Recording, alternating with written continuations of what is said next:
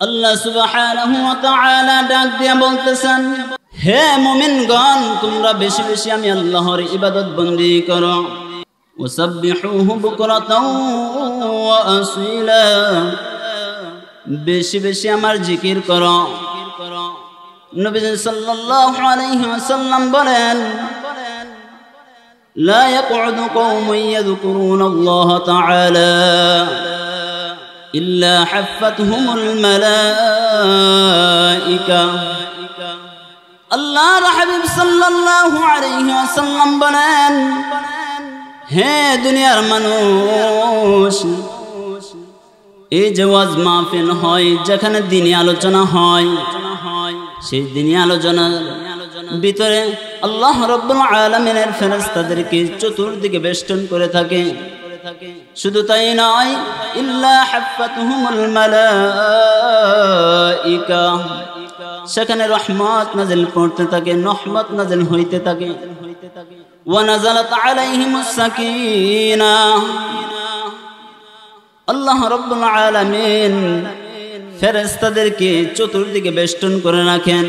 এই ফেরেশতারা আল্লাহ তাআলার কাছে গিয়ে সাক্ষী দেয়। আল্লাহ যখন জিজ্ঞাসা করে, হে ফেরেশতারা তোমরা কোথায় গিয়েছিলে, ফেরেশতারা যখন জবাব দেয়, আল্লাহ অমুক জায়গায় অমুক স্থানে আপনার বান্দারা আপনার প্রশংসা করতেছে, আপনার আলোচনা করতেছে, যে মাহফিলে আপনার আলোচনা করতেছে, আপনার মহাব্বত নিয়ে মাহফিলে বসে গেছে, এই মাহফিলের মধ্যে আপনার গুণগান গাইতেছে। আল্লাহ রাব্বুল আলামিন বলেন, হে আমার ফেরেশতারা, তোমরা সাক্ষ্য থাকো, এই বান্দাগুলোকে আমি আল্লাহ রাব্বুল আলামিন তাদের গুনাহগুলোকে মাফ করে দিলাম। সুবহানাল্লাহ।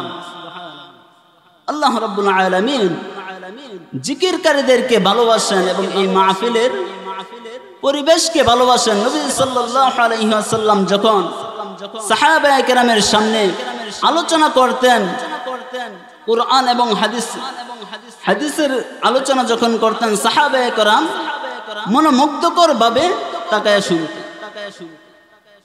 এইজন্য আল্লাহ রাব্বুল আলামিন বলেন, ইযা জুলজিলাতিল আরদু জিলজালাহা, আল্লাহ রাব্বুল আলামিন বলেন, নবী সাল্লাল্লাহু আলাইহি ওয়াসাল্লাম সাহাবায়ে কেরামের সামনে আলোচনা করতেছেন। সাহাবায়ে কেরামের সামনে আয়াতে কারিমা তেলাওয়াত করে বলেন, হে আমার সাহাবায়ে কেরাম, জমিন কি বলবে সেই দিন, জমিন কি বলবে? সাহাবায়ে কেরামের অভ্যাস ছিল, জানলেও বলতো আল্লাহ এবং তার রাসূল ভালো জানেন, না জানলেও বলতো আল্লাহ এবং তার রাসূল ভালো জানেন।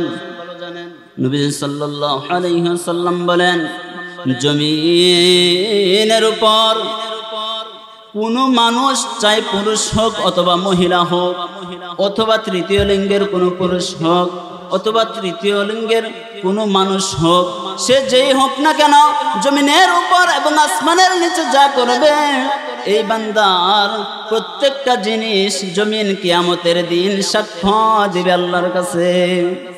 আল্লাহর কাছে প্রত্যেকটা জিনিসের সাক্ষ্য দিবে। জমিন সাক্ষ্য দিবে কে কি অন্যায় কাজ করলো, কে ভালো কাজ করলো, কে মন্দ কাজ করলো, কে কোন নিয়তে বসলো।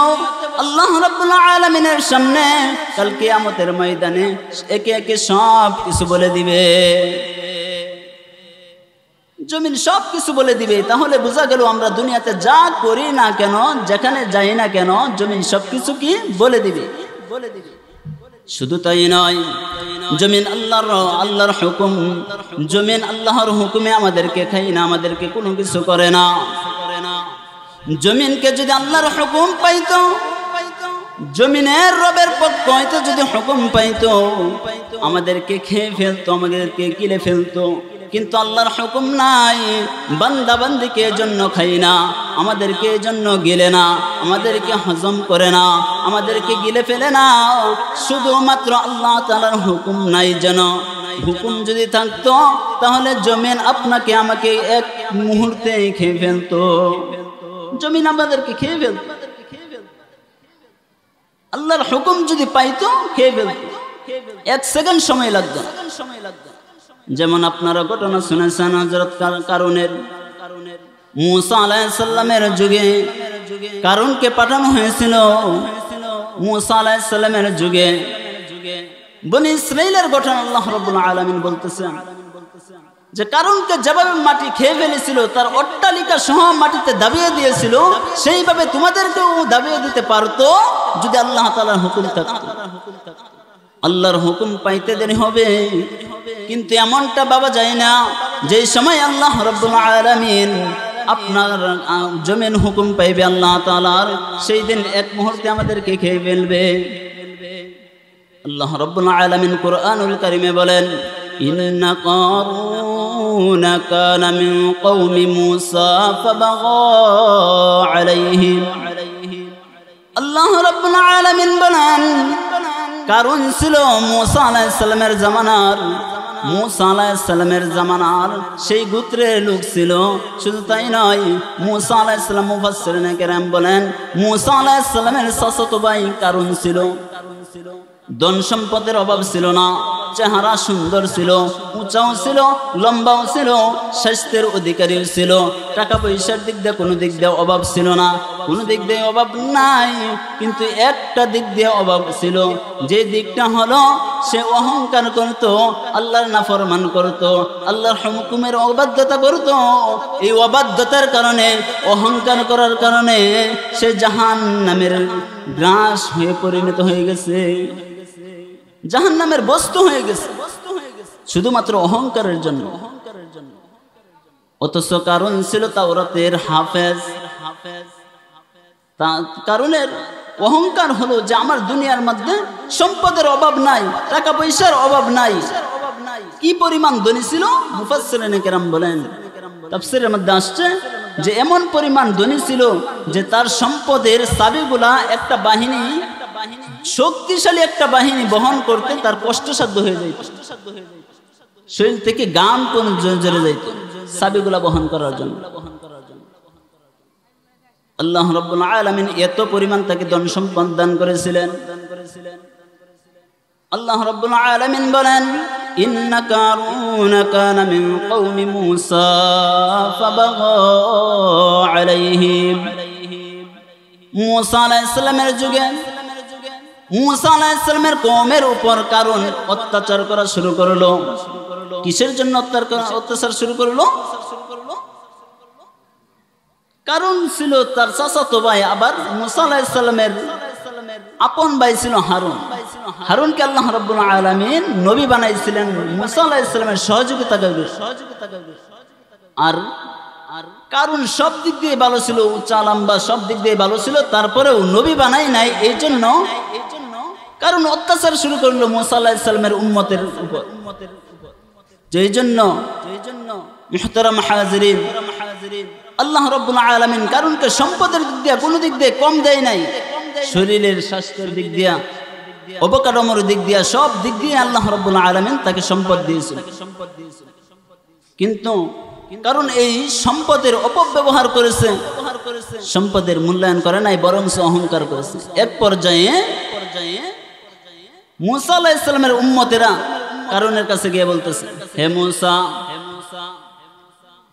মূসা আলাইহিস সালামের উম্মতেরা কারণের কাছে গিয়ে বলতেছে, হে কারণ, তুমি জমিনের মধ্যে অহংকার করিও না, অহংকার পতনের মূল।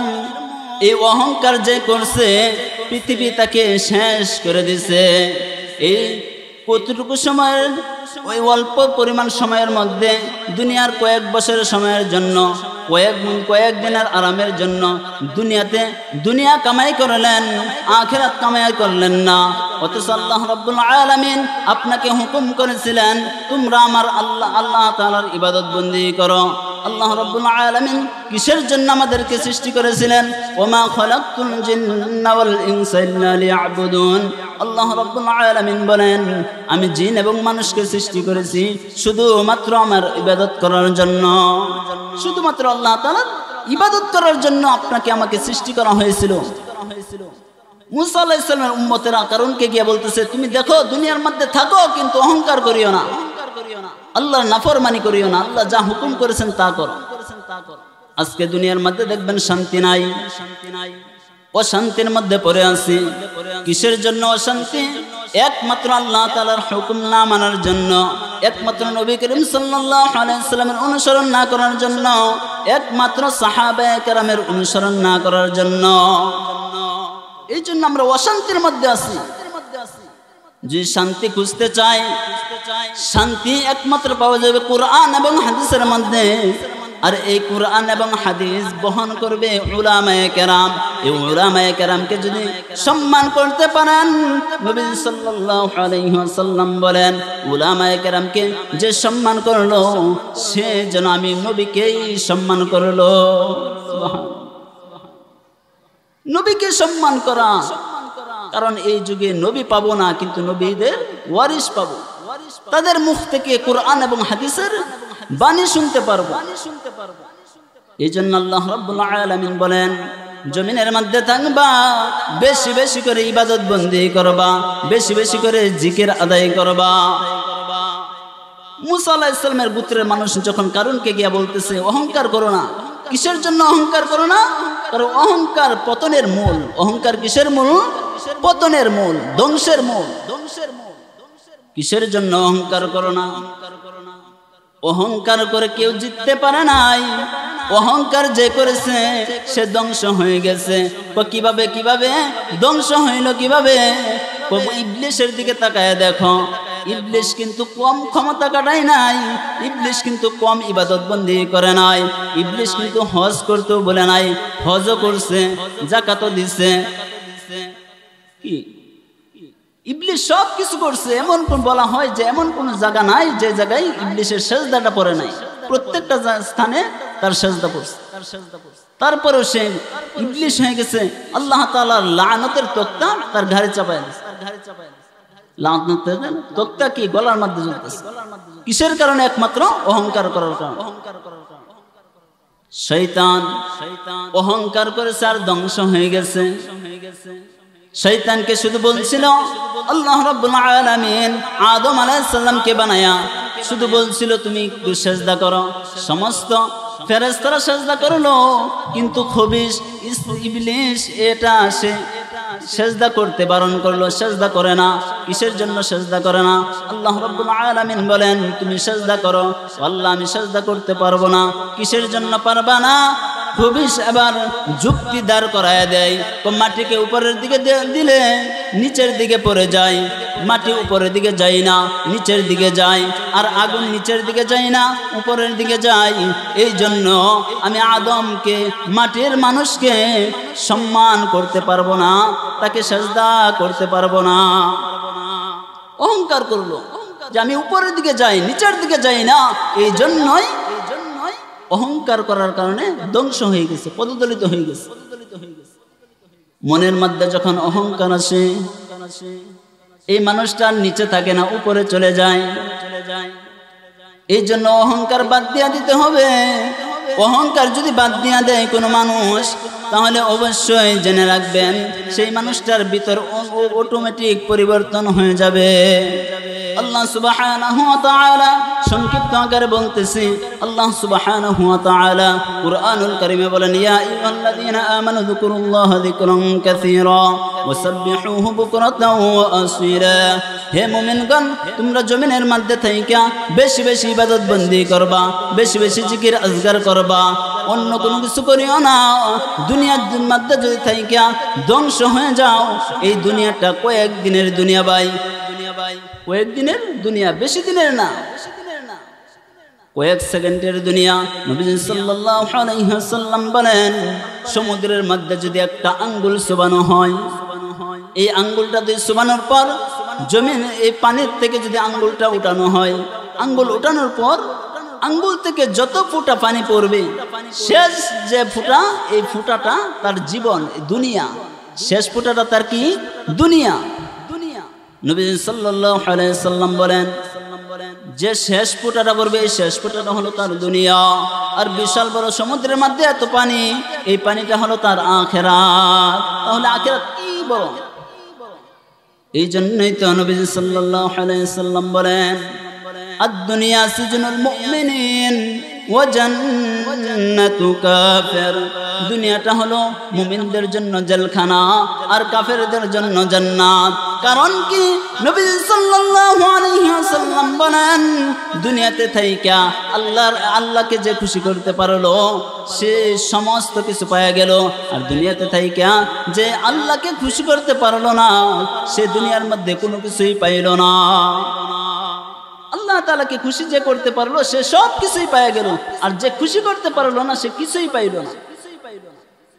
এই জন্য মুহতারাম হাজিরিন, ও আমার কলিজার যুবক ভাইরা, ও আমার বৃদ্ধ বাবারা, আপনারা জমিনের মধ্যে থাইকা আল্লাহকে যদি খুশি করতে পারেন, আল্লাহকে যে ব্যক্তি খুশি করছে সে কোনো কিছুর অভাব তার মধ্যে দেখা যায় না। যত কিছুই হয়ে যাক না কেন, সে অসুস্থ থাকলেও বলে আলহামদুলিল্লাহ, সুস্থ থাকলেও বলে আলহামদুলিল্লাহ, এক হাত থাকলেও বলে আলহামদুলিল্লাহ, এক হাত যদি না থাকে তারপরেও বলে আলহামদুলিল্লাহ, একটা চোখ কানা তারপরে বলে আলহামদুলিল্লাহ। কিসের জন্য আলহামদুলিল্লাহ বলে? জিজ্ঞাসা করা হলো তুমি কিসের জন্য আলহামদুলিল্লাহ বললা, তোমার তো একটা হাত নাই। সে উত্তর দেয় আলহামদুলিল্লাহ, শুকর আলহামদুলিল্লাহ, আল্লাহ রাব্বুল আলামিন আরেক ভাইকে তার দুইটা হাতি কেড়ে নিয়েছেন, তার তো দুইটা হাতি নাই, আমার তো একটা হাত আছে। আরেক ভাইকে জিজ্ঞাসা করা হলো তোমার তো হাতও নাই পাও নাই, কোনটাই তো তোমার কাছে নাই, তাহলে তুমি কেন শুকরিয়া আদায় করলা? সেই বান্দা উত্তর দেয় হেসে হেসে আলহামদুলিল্লাহ, শুকর যে আল্লাহ রাব্বুল আলামিন আমাকে সুস্থতার জিন্দেগি দান করছেন, হাত নাই পাও নাই তারপরেও সুস্থতার জিন্দেগি দান করছেন। আল্লাহ তাআলাকে ডাকতে পারি এমন অবস্থায় রাখছেন আমাকে। মুহতারাম হাজিরিন, এই জন্য দুনিয়াতে থাকবো আল্লাহ তাআলাকে খুশি করে থাকবো, আল্লাহ তাআলার জিকির আজগার করে থাকবো। যেভাবে থাকলে আল্লাহ এবং রাসূল খুশি হয় সেই অবস্থায় যেন আমরা থাকতে পারি।